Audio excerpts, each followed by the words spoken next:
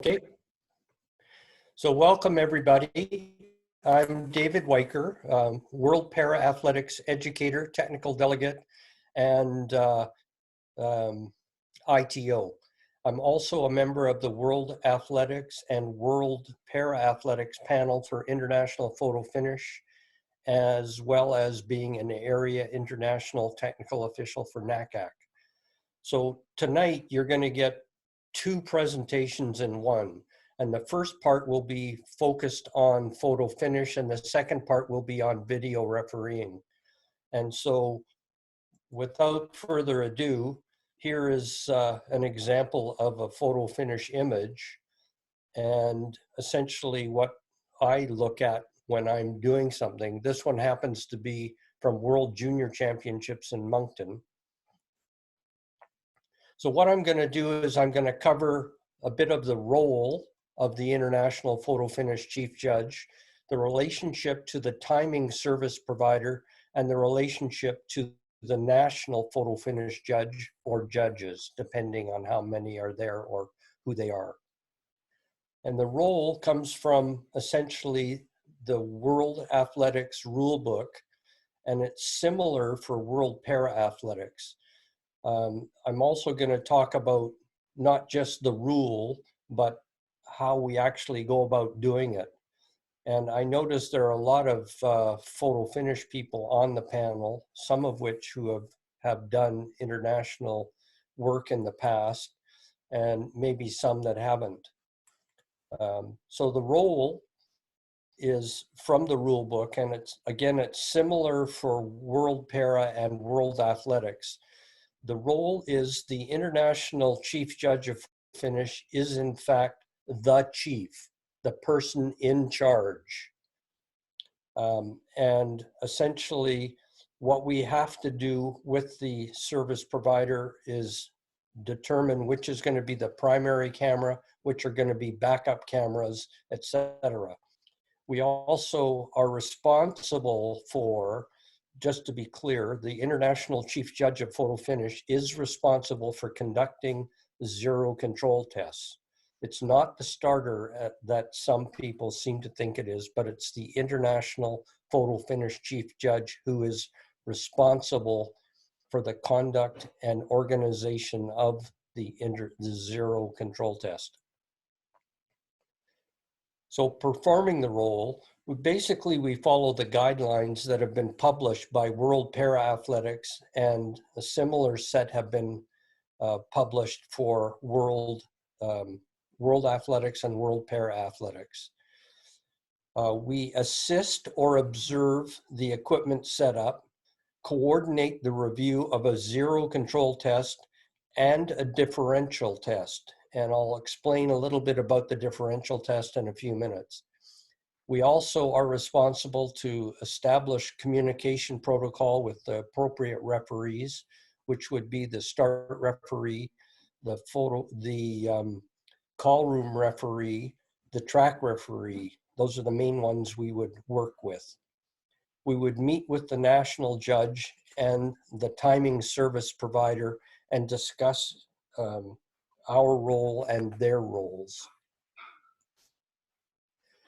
Here's an example of a zero control test, and this one uses an actual gun, so you're seeing the flash of the gun in this instance. A little bit later we'll see one that's from an electronic gun, and they are different, just so that you know. And essentially what we try and do, or what we say, is that if you're using generally you should use a dark background, regardless of whether or not it's a flash from a gun or whether it's an electronic gun that's being used. So you will tend to see a black background. Sometimes it's a white background depending on smoke from a gun. But we've also seen some instances where the smoke from the gun is actually flame. I've got a couple of pictures of that, but not in this presentation. So this is an electronic gun being set up, and you can see what the zero control test looks like here. It's a little bit different than the flash or smoke from a regular pistol. So the relationship to the timing service provider, essentially we work with them for setup, placement, and determination of primary, secondary cameras and the accuracy of the equipment. And then with the technical delegate to confirm the arrangements. And what you will see, and I'll talk about it a little bit later, is this is not a technical role that I play when I go as an international photo finish chief judge. It's more of a leadership and communication role that I play. It's making sure that everything is working. And if it's not working, I may have to troubleshoot and help, but usually I don't. And one example of troubleshooting is in Moncton in 2010, I was the national photo finish chief judge. And although I may use this example later, I'll use it now and save some time later. The timing service provider, which was Seiko, because they do world championships for World Athletics, formerly IAAF, they were having trouble with their bib camera, and they couldn't seem to figure out what was going wrong with it or why it wasn't working. And I just simply blurted out that when I have the same problem they're having, it's because the equipment is in the wrong port down at trackside. And so the one guy looked at the other guy from Seiko and said, no, not possible. And then they went flying down the stairs, went to the track, and they just changed the ports, and all of a sudden it started to work. And so I had some sort of instant credibility with them by helping them solve that particular problem. But it was just, it's the kind of experience that you pick up here and there that helps you in doing the job internationally. The relationship with a national photo finish judge is essentially explaining to the national judge the process that's to be followed, who's in charge, what happens in close races, the relationship to referees, the international and local referees, and how you're going to go about setting up a zero control test and a differential test. It's essentially an opportunity as an international photo finish judge to mentor someone and help them understand what's being done internationally and why it's different. And when I say what happens in close races, an example is there have been some situations where there are close races and Seiko have just said to the national photo finish judge, get out of the way, David, I want you to read this one. And I've got some examples of reading races that we'll come to in a few minutes. So after the competition, the international chief judge of photo finish prepares two reports. One report on the operations or the equipment and operations by the timing service provider. And the second one is a report on the national judge's capabilities. So like many international positions, there are things that you do before, during, and after. So before, it's equipment setup, identifying the primary camera, secondary camera, backup cameras, etc.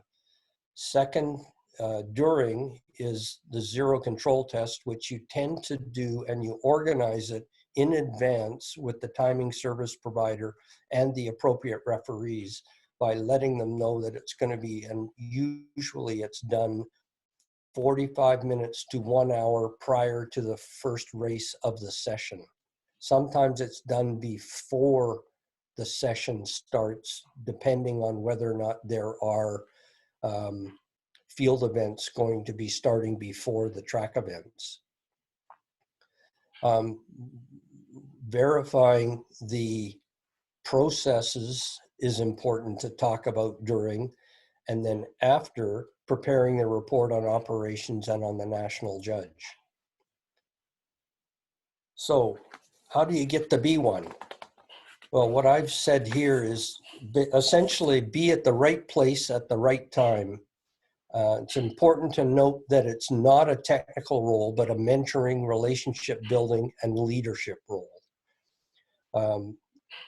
It used to be, this goes back quite a while ago, when Glenn Kermey, just before Glenn Kermey was the national judge at Edmonton in 2001.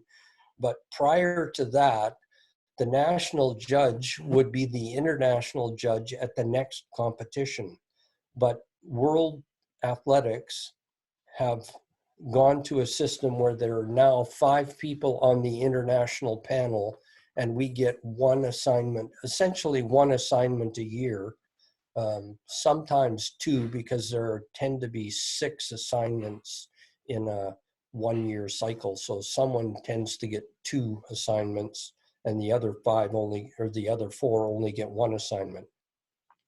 So it's not like we're traveling the world doing photo finish, but because I do photo finish, and because I do technical delegate work, and because I do ITO work, I tend to be traveling a lot more than I really should be. Some stories. 2010 World Juniors. The first one I already talked a bit about, but the second one is, and Serge will remember because Serge was the assistant chief national judge. So we had a chief, a national chief, and an international chief, and then we also had an assistant national chief judge. At World Juniors, what essentially happened is I had the communication, which is an issue just about everywhere you go. Communication problems exist. And at World Juniors, I had to communicate with the start referee, the call room referee, and the track referee. And so I had 3 separate headsets. So 3 headsets, but only, or walkie-talkies, and only 2 ears. So it was really interesting to flip back and forth to try and guess who's going to want to talk about what and when. So that was my one of my World Juniors stories. World Indoors in 2016, the issue there was kind of an interesting one because there was a really close race in the 60-meter dash, and there was no national judge, so it made it somewhat easier, but it was essentially a blanket finish. Everybody came across the finish line at the same time. There was one person slightly ahead, and looking at him, I read him as being lane 3, forgetting to look at his hip number, which was clearly visible, and ended up reading the race incorrectly because I got the first person wrong. But then after making a quick adjustment, it got straightened out. And so you're going to make mistakes. You just have to live with them and make sure you don't make the same one twice. World Relays in 2016. So World Indoors were March and World Relays were in May, and they were in the Bahamas. And the World Relays, it was really quite interesting because the guy who was the operator for Seiko, he was timing the baton as it went around because they had transponders in all of the batons. So he was timing the baton, and at the finish line, he had the cursor on the baton, and he looked at me waiting for me to say, yes, okay, that's a good read or not. And I simply said to him, no, in track and field or in athletics, we time the torso at the finish line. And I just kept thinking he must be testing me.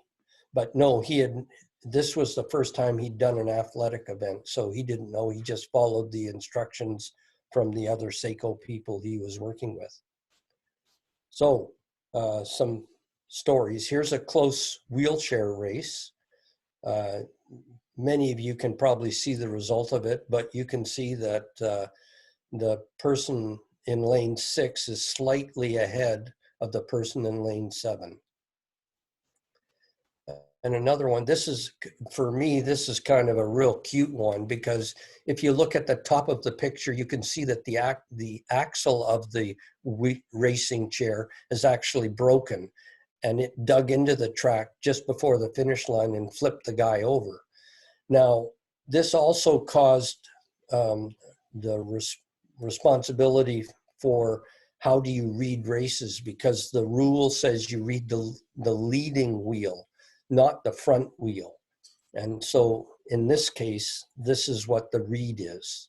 And the read is from the backup camera, or the backup camera, because you can see the wheelchair frame is slightly askew as well. So you read on the backup, and then you place the cursor on the backup where it should go, and then you read from the primary camera after that. This one is a local high school meet where an athlete fell at the finish line, and you see a lot of situations now where athletes are diving because they think it'll give them an advantage. In this case, it maybe gave him an advantage, but maybe not. You can see how long his torso is. His right leg goes quite a bit longer. And the reason for that, for many of you who maybe don't know photo finish, the faster you're going, the clearer the image and the thinner the image. So you can see this guy in the back of the pack here, his lead leg is actually going quite fast to the finish line, as is the lead leg of the first athlete. This is from the 2012 US Track and Field Olympic Trials, and this is the only dead heat that I have ever been able to see, and why it became important. And we have 3 American colleagues on the Zoom call. And why it became important is because this was for the 4th position on a relay team for the US group. And this is one piece when you're doing something local that I show periodically. It's how you have to be adaptable in photo finish, where you need to work with what you've got. And in this case, what I did is, you can see the camera you can see a tripod. At the top of it is the camera. Finish line is sort of over here. And I'm on the outside of the track, and I've set up inside a Jeep to do it. This is, it begs a question. Some may have seen this image or some may not, but this was the London Marathon, and this is a para-athlete and guide runner. And from this angle, it almost looks like the guide runner is ahead of the athlete who is visually impaired. And what this illustrates for me is that you have to be very careful where the camera is set up. It is on a white background, but how wide is the white background? Is the camera slightly behind or slightly ahead of, as opposed to being completely perpendicular to the finish line itself? So it's important to do your pre-race checks to make sure the accuracy of the equipment and where it is. In this instance, the visually impaired athlete was disqualified and then eventually reinstated. But you can't really tell from this image whether he should be disqualified or not. This was from 2015, a very close race, 400-meter hurdles, and this just shows how close a race is. In fact, it was 3 ten-thousandths of a second difference between the fellow in yellow from Jamaica and the fellow from, I think he was Trinidad and Tobago. This is an example of what a photo finish room will look like. And with, this happens to be Seiko, you can tell just by looking down here at the laptop. But Seiko, when they set up, they have probably 15 people in a room, and they're controlling everything, including the jumbotron up top here with the equipment they have. This is just simply a picture. Jerry from World Para Athletics is on the line. I think this is Jerry here. I'm not really positive, but I think that's Jerry there. But we did a photo finish in 2015 of all of the international officials. It was kind of a fun thing to do with the equipment. So if there are any questions, Serge, it's up to you now. There's no question on the chat. Do you have any specific question on photo? Please unmute yourself and just say who you are first. Neil, Keith, go ahead. what kind of communications or questions do you get from the various areas? You said where you had three headsets. So you're talking to call room, start line, I presume, and finish line or referee. Well, the typical questions are, say, from Or maybe call I should room. say issues. Yeah, well, the issues or questions that come up tend to be around the athletes who are going to be in a race. In some cases, if there happens to be an athlete who doesn't show up, a common one that comes from Ian Fisher, who I understand is on the Zoom call, is can I collapse them into so there isn't a gap of lanes? And essentially, internationally, we don't do any of that. You can't hear me laughing because I was muted. Yeah, okay. Another issue that comes up is if an athlete is disqualified for a false start, and it usually comes from a start referee that they're disqualified, you still run the event, you capture the race, you keep the image, you just don't read that athlete and give them a result. And other issues that come up are sometimes you need to communicate with the track referee about the order of finish and who was in which lane, or it more commonly happens in distance races where they're coming through in a crowd. And I have one image, not in this package, but an image that I use for cross country where we have 6 people from one team crossing the finish line all at the same time. And you need both your bib camera and your finish line camera to determine who is who from that list. Does that help you out, Keith? Information you're having to deal with.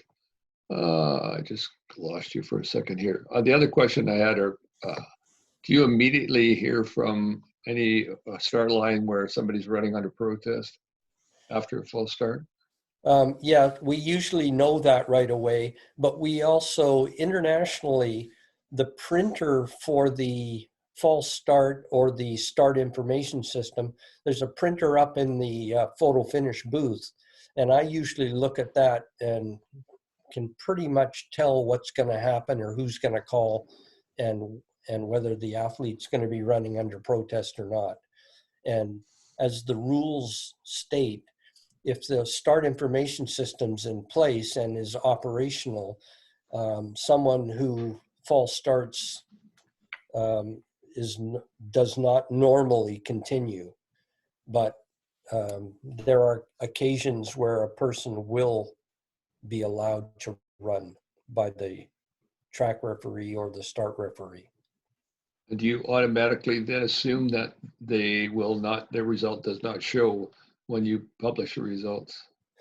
No, I don't assume anything as an international judge. I wait for someone to tell me, or often I'll call down to the start referee and say, is that person running under protest?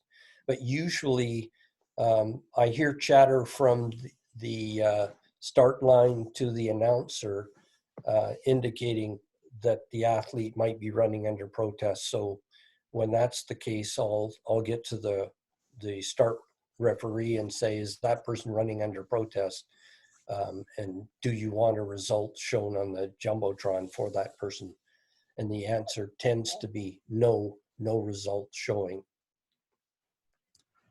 Thank you. Next Okay. question, John Monroe. Hi, Dave. As you know, I'm not a photo finish judge.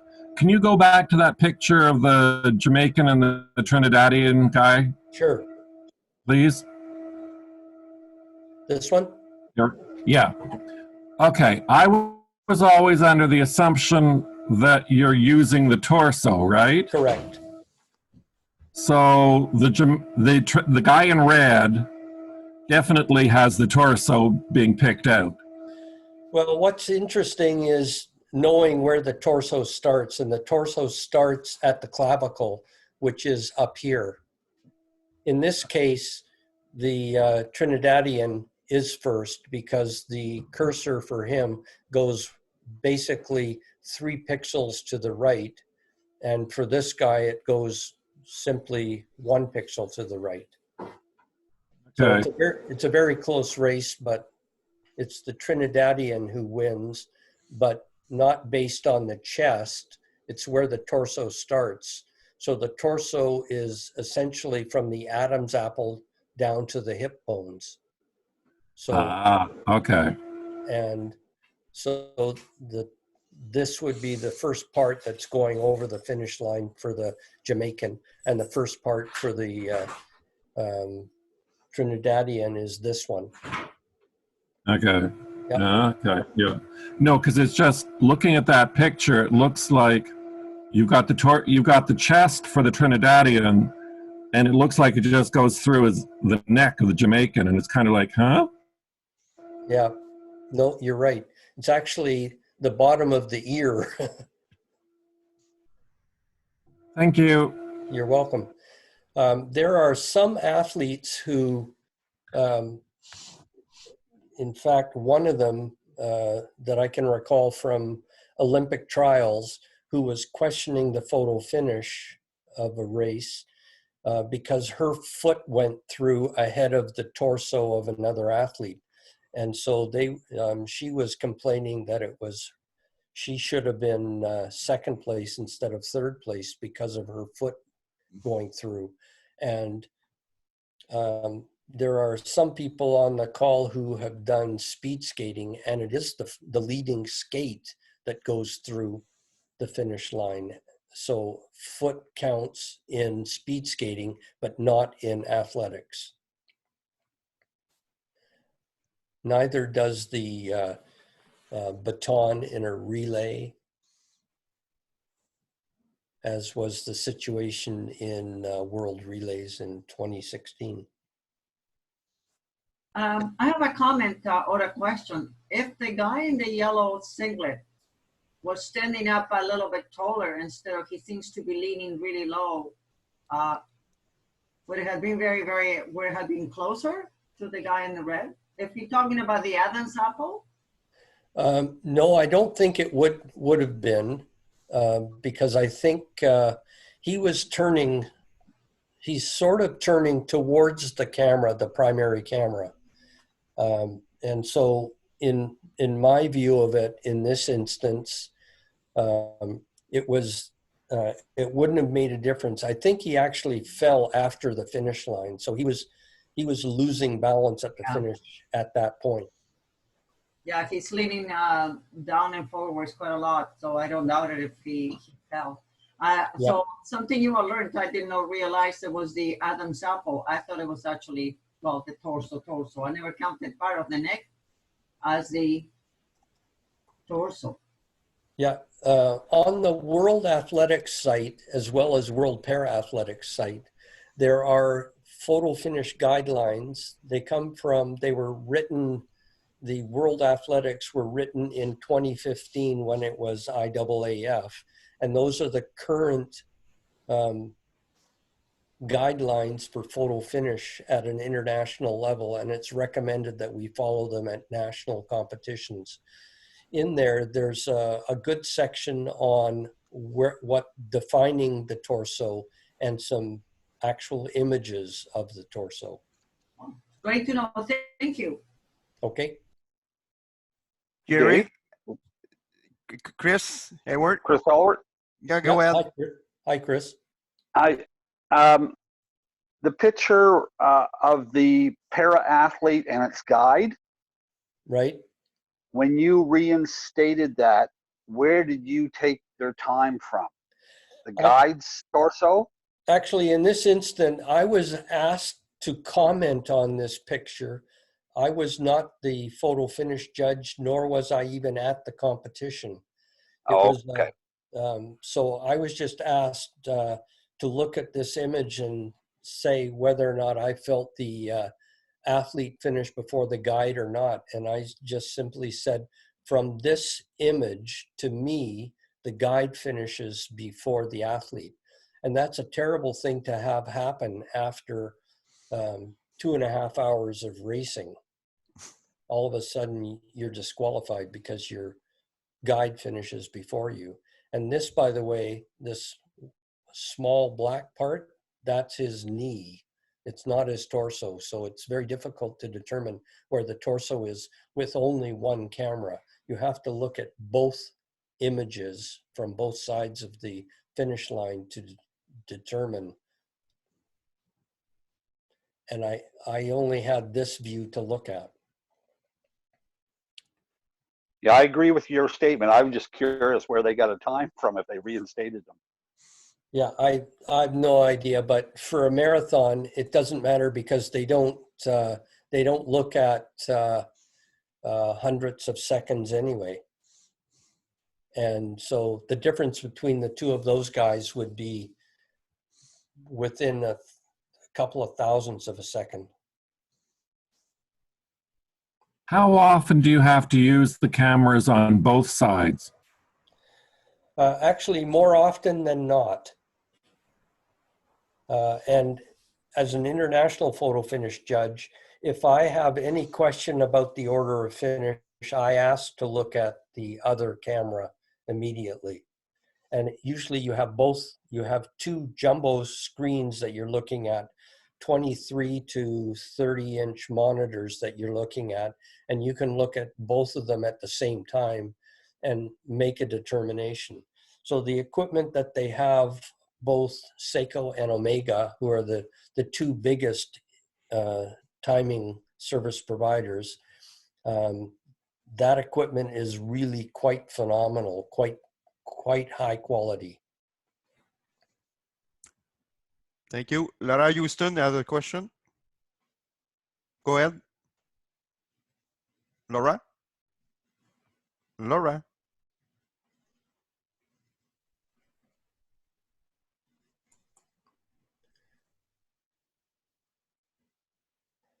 Laura, you may need to turn up your volume on your speaker, on your computer.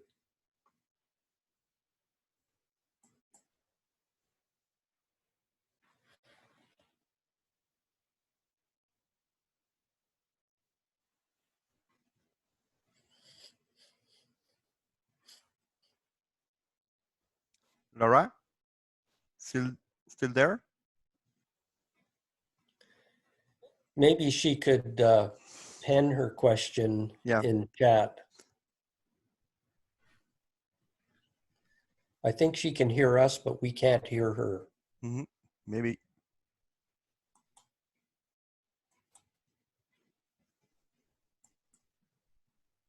She may need to unmute her mic. She's on mute.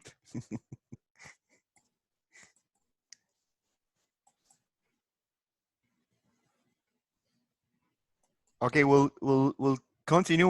Laura, just type it. We'll go back after the video part of it. No problem. We'll not forget you. Okay, so part 2, the international video referee. And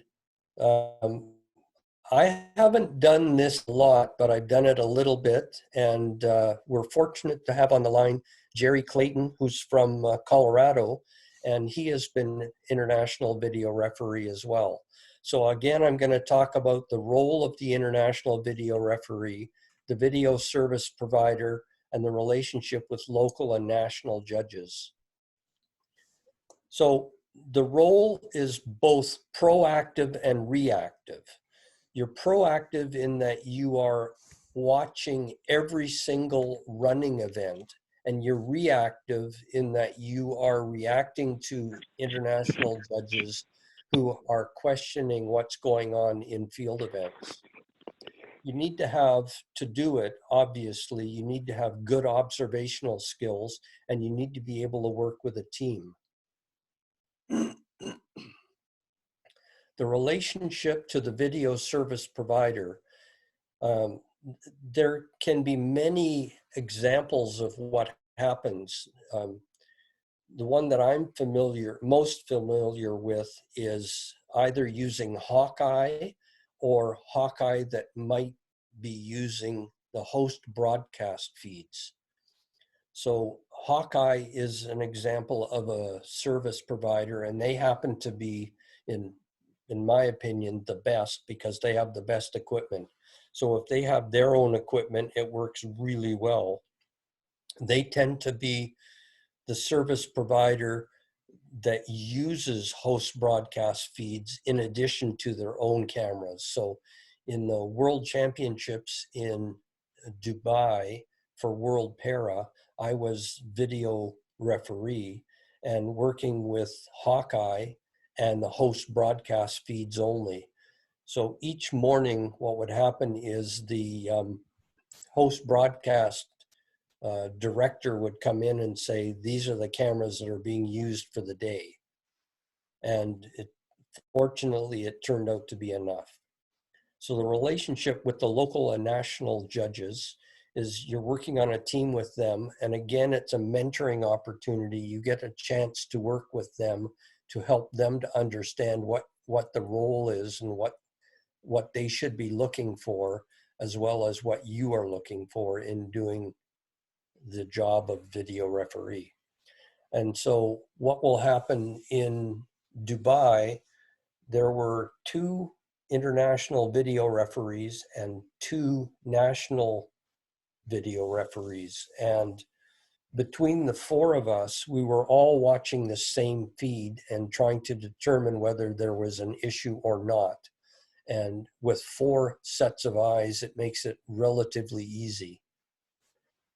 Again, your duties are before, during, and after. So before, it's checking the setup of the equipment, the cameras, the feeds, how it's going to work.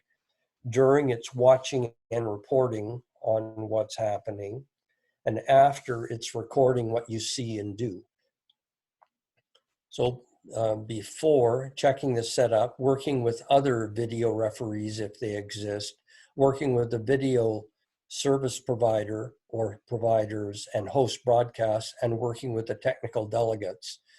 Often it's the technical delegate who may come in and say, these are the cameras that are going to be used. It's either the technical delegate or the host broadcast director who will come in and let you know what they are. This is an example of what we used in Dubai, and over here is where the Hawkeye person would be sitting, and we'll see that in a second. We have a big screen here, which we can divide into 4 and watch 4 things at the same time. And then over here, there's another monitor, which is fairly large, and to the left of it, another monitor.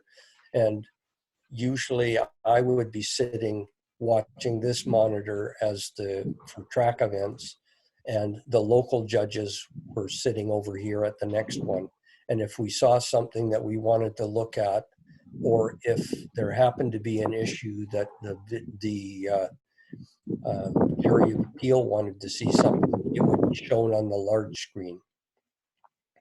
So during your watching and reporting, working with the video service providers, working with other video referees and national judges, you're working with the referees at the event sites who tend to be international technical officials.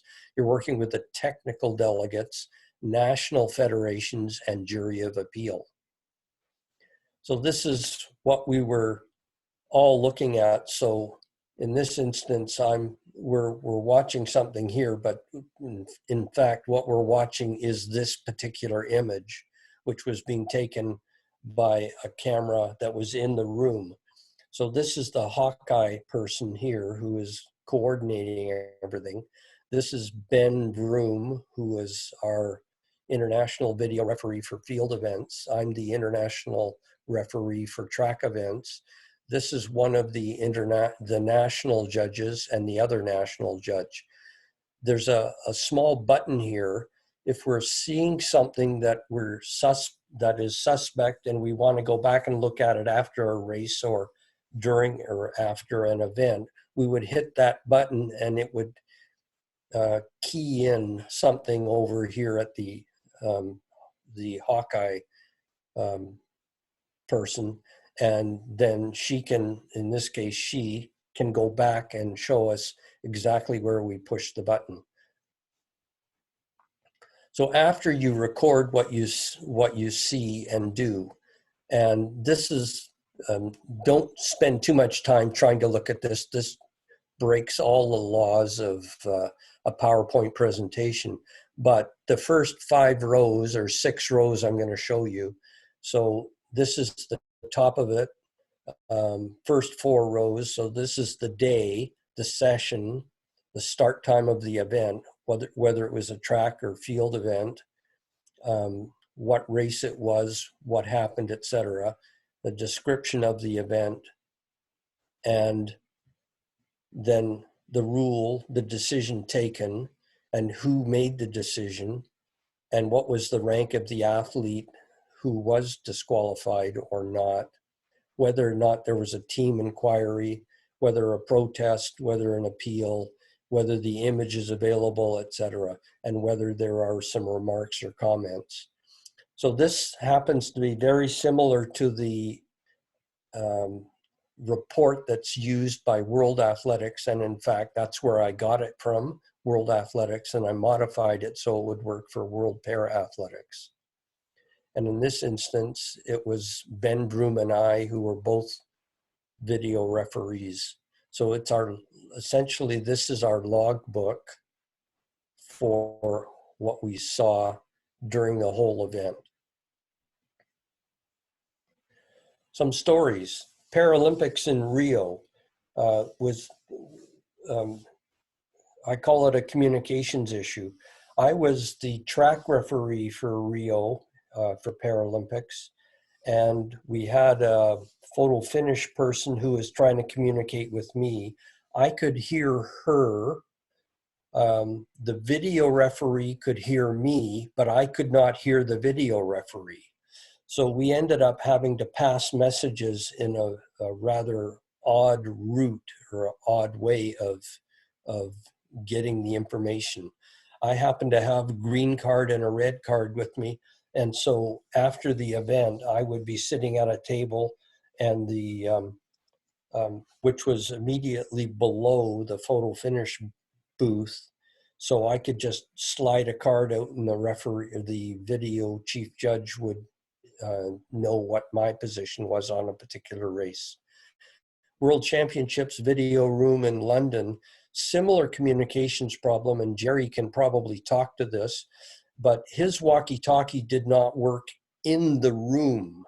So there was no communication with Jerry when he was in the room looking at a video.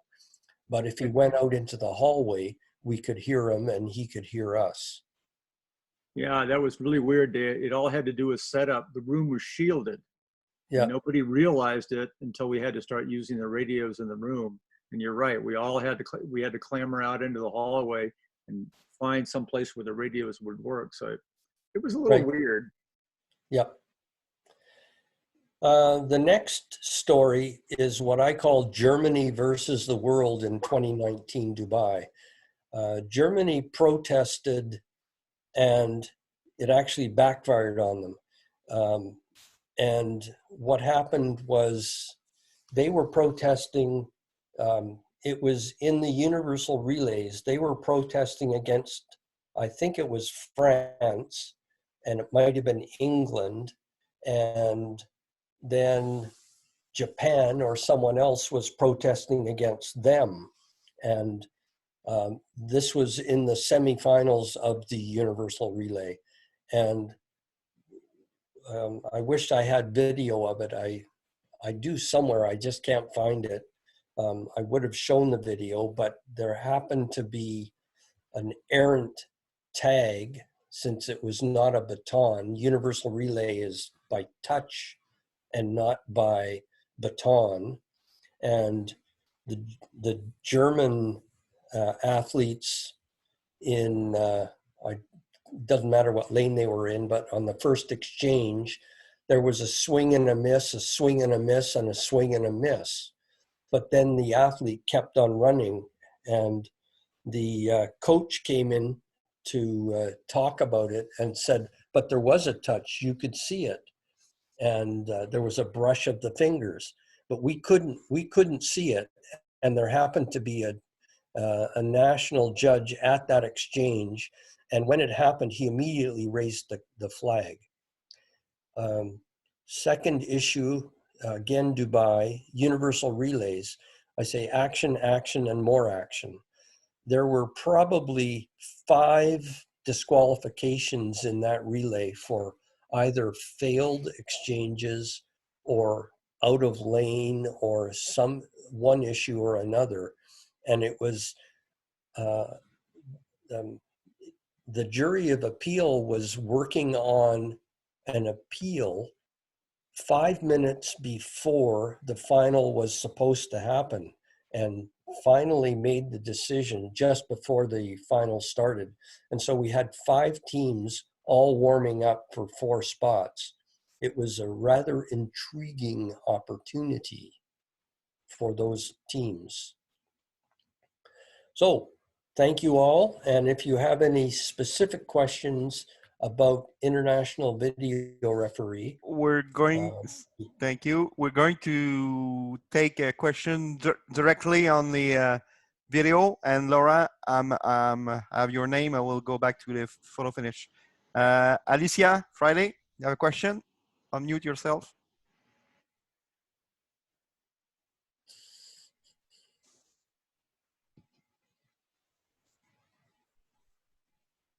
Okay. Hi, Dave.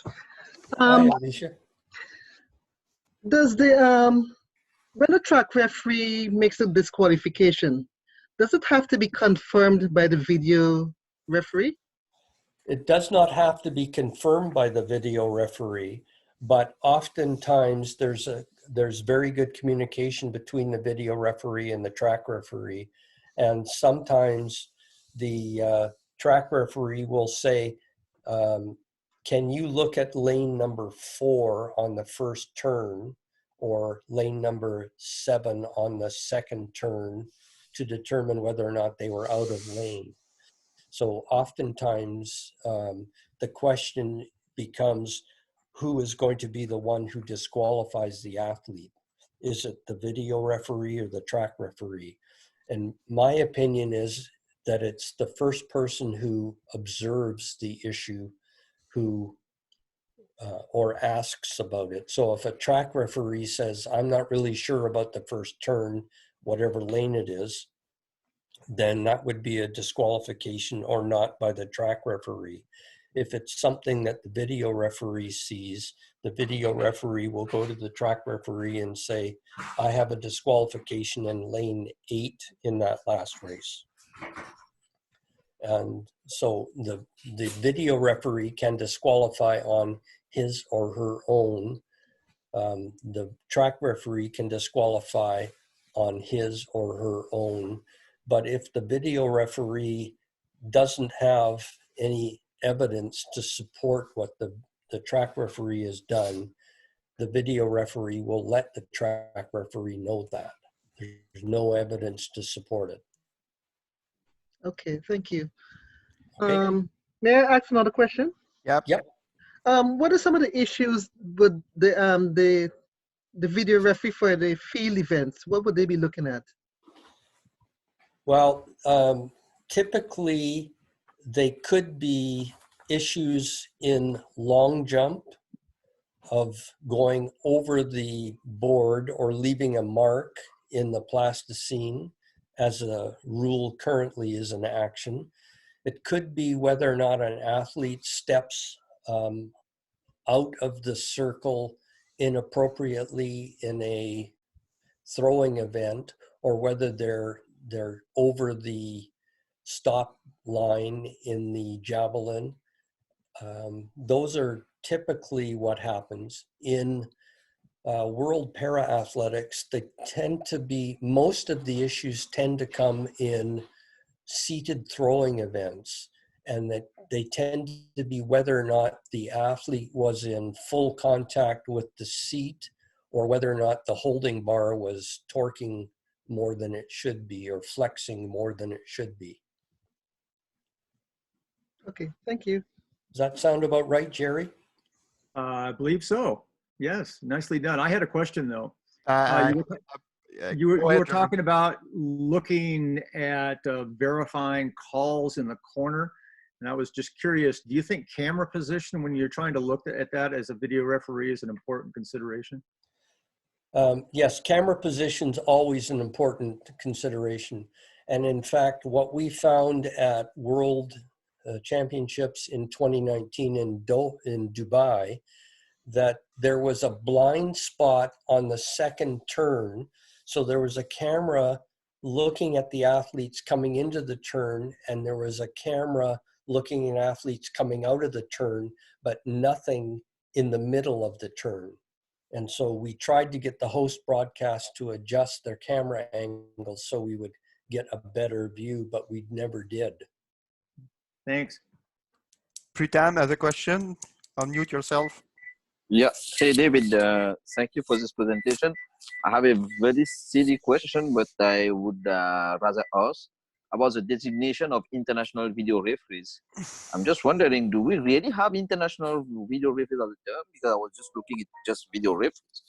International video referees, I was just wondering about that. Yeah, there's no international video referee designation. There is a role description for the international video referee, but the video referee is normally an international technical official assigned to be the video referee, similar to the international technical official assigned to be track referee or a field event referee or whatever. So there's no designation of international video referee or national video referee. Usually at our national championships, we use ACTV, which are perhaps the equivalent of host broadcast.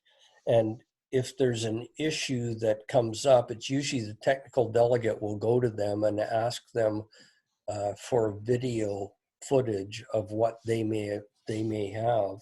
And then we look at that and make a determination prior to the jury getting involved. Does that help? Yeah, thank you. Thank you. John Carroll has a question. Yes, I have a question about horizontal jumps, David. In the international level, is the video referee getting a very close view of foot faults, or is that kind of incidental to what they're looking at? No, they get a very good view. I don't know what happened for Jerry in 2012, but for me in 2019, the camera angle was perfect for foot faults at the horizontal jumps. Ah, that's good, because I see that there's a commercially available foot fault indicator from Eagle Eye now, which is not terrifically expensive, and I'm wondering if that's something which is in common use, or do you know about it? I don't know the Eagle Eye system for foot faults, but I'm sure we're going to see a few of them come on the market in the next few months. I don't see any reason why they couldn't be used, and in fact, maybe John, you and I can talk about it off camera for Canadian Championships in 2022 and 2023. Great, thanks. I'd like to do that. I had one other question, if I can get two for one here. Yeah. and that was, you said that the start information system, the printer was in the photo booth, but is that kind of a backup? Doesn't the start referee have a readout or video, something on a laptop down on the field? There is a separate readout that looks a bit like a, I guess I would call it an order ticket in a restaurant that's available usually at the start line. Sometimes there's a laptop computer at the start line as well that they have an opportunity to look at there. What I'm referring to is at World Championships, Seiko have a printer up in the booth because they attach a copy of all of the start information system for every race. So they have a photo finish image as well as a copy of the start information system that goes together with the results. I see. But the first decision on a false start is being taken down on the field by the start referee. Right. The decision is usually made by a starter and confirmed or denied by the start referee. Yes. And there are some occasions where they might ask a video referee for input as well. Okay, because for World Para Athletics, there are a number of races, a number of events where athletes do not use false start information because they don't use starting blocks or they're not required to use them. Right. Okay. Eric Zemper has a comment. Please, Eric. Yeah, thanks. Hi to Jerry Clayton and David. Thank you. This has been very interesting. I just had a quick comment or observation. In the US, we've developed a system recently for use of video referees where we'll have 2 referees down on the track, and then I will be a video referee, and we'll have 1 or 2 other junior referees in training in the video room, and any decision for disqualification requires the consensus of 2 referees, and that usually will be 1 referee on the track and 1 of the video referees in order to finalize a disqualification. And that seems to work quite nicely, and it saves a lot of hassles with appeals and so forth as well. Yeah, that sounds like a good way of going, Eric. Thank you. Inrin, you have a question?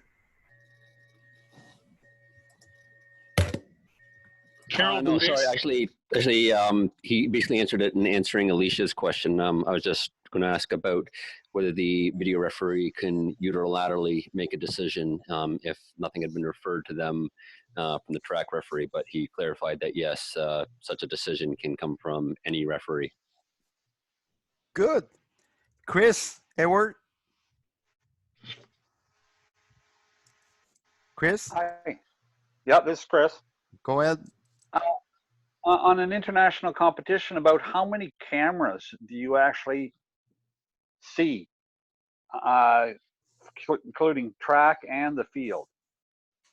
It's usually 5 less than you need.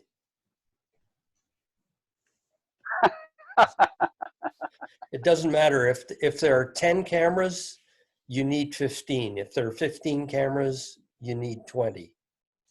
I totally agree. Yeah. It tends to be, if it's Hawkeye, they have 17 cameras of their own that they tend to use. And if it's Hawkeye with a feed from host broadcast, it's quite valuable because you end up with the Hawkeye cameras plus the other cameras from host broadcast.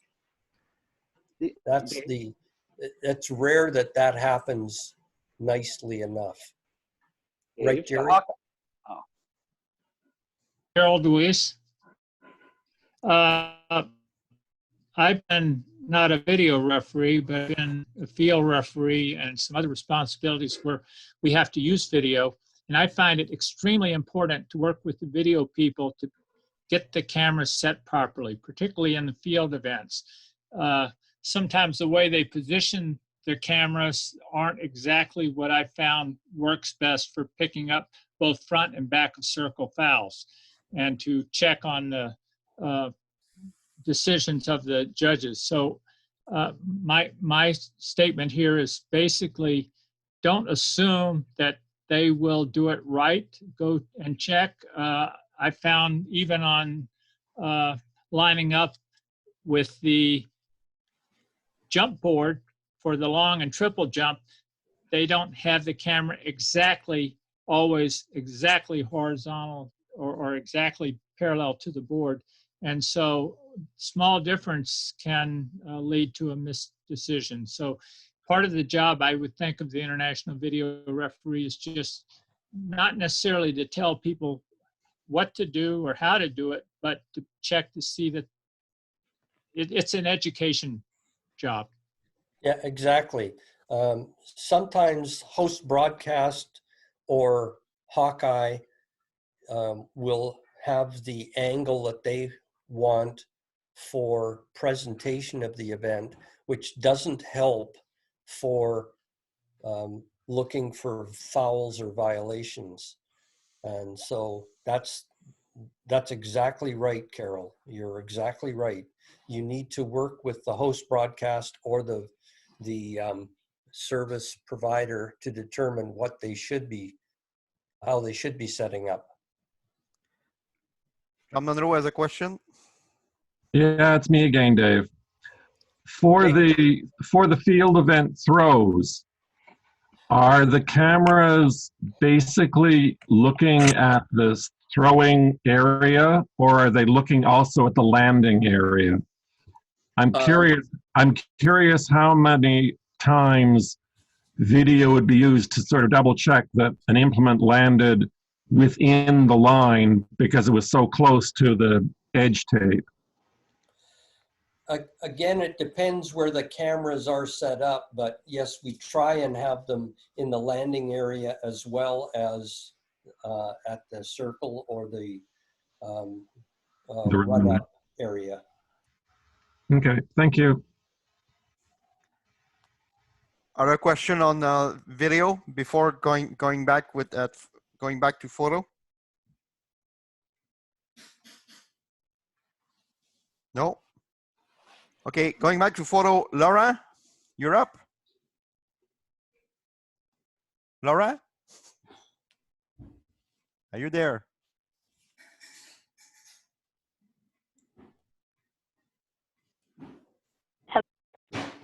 Hello. Hello, go ahead. Okay, I'm very sorry about this. Sorry. No problem. Okay, regarding the finish line, and I was just jotting down notes, but did you make mention about the whiteboard, the vertical whiteboard that should be placed? Sometimes I see it, but not all the time. I mean, major events I see it, but I don't see it necessarily in some of the local ones. And also, black markers between the lanes, do you find those are beneficial? Or a little black tape on the finish line to sort of divide the lanes? Do you find those beneficial? Well, first thing, a whiteboard is a convenience for photo finish people because it tends to show the torso more clearly. And you should have them, but they're not mandated anywhere. The black lines between the lanes are critical because they help you determine which lane the athletes are in. But more importantly, it's the size of those black lines that are most important. And they can't, internationally, the regulations say they're no more than 20 centimeters. 2 centimeters, 20 millimeters. Yeah. And sometimes there's a little, the tape has a flap in the middle, and that just helps to, again, it helps the photo finish people. It's not required, What is required is to have a line that's 2 centimeters or 20 millimeters. And it's at the leading edge of the line, which is where the finish line is. Okay. All right. Thank you. You're welcome. Alicia, for a finish question. Yes. You did say you were going to explain the differential test. Oh, yes, sorry, I forgot to explain that. A differential is the difference between the primary and the backup camera. And you conduct that usually right after the zero control test. And you usually do it once for every session again. And while the guidelines say you do a differential in lanes 1, 4, and 8, it doesn't make sense to any of us who do photo finish. We all agree that it doesn't make sense to do it in 4, because if you're going to be out in 1 or 8, 4 doesn't help you. It's just the inside lane and the outside lane, and you take the differential or the difference between the cameras, and if it's more than 1,000th of a second, then you might have to adjust the cameras. So it's all part of your setup and making sure your setup is accurate. And the reason why you want to do the differential is if you're reading from the backup camera, that you need to know what the backup camera's relationship is to the primary camera for the official read, because you do all of the official reads on the primary camera. Does that help, Alicia? Yes, thank you.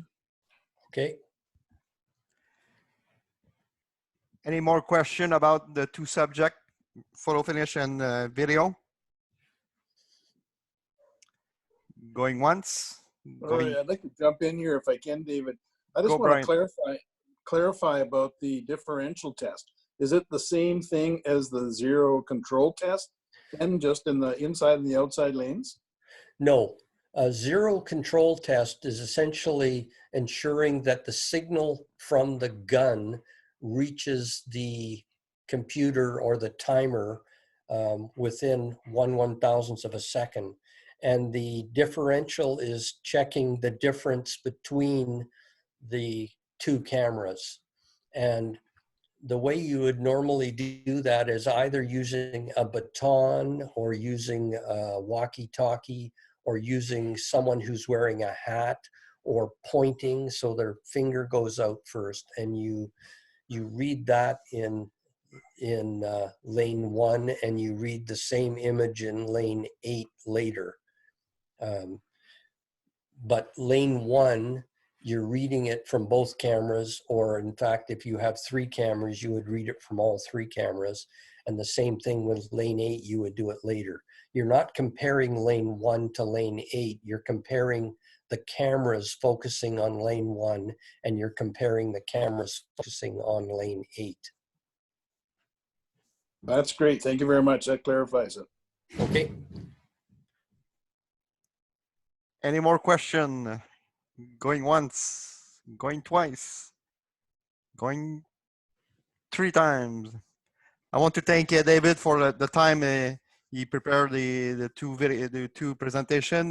Thank him, and I thank you to attend the webinar. Hoping that it was great for you, good knowledge to earn, and hoping to see you sometimes in the next webinar next Thursday on Call Room.